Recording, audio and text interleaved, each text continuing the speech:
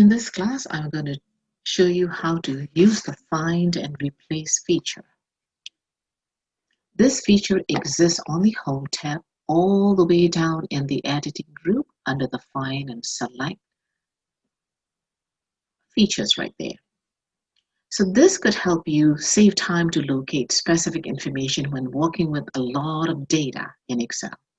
You can easily search your workbook using the Find feature, which allows you to find the data and also modify using the Replace feature. Let's say I wanted to replace all the .com with .net NET. So first of all, I am going to select somewhere on the data. It doesn't matter where you click. Then I am going to click this drop-down arrow next to the Find and Replace, Find and Select, and click on the Find button. So I am looking for .com right here. I'm going to click Find All or Find Next. The only difference is if I click on Find Next, it's going to find me one com at a time. But if I click on Find All of the cells that include com, the one that I'm looking for, will be shown.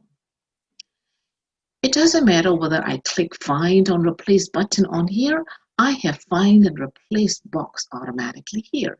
So all I have to do is click on this Replace tab next to it. And I'm going to replace with the net again. You can type it in. I have already typed in here.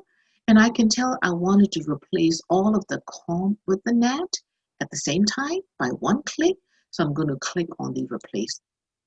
By doing so, all of the com are now replaced with net.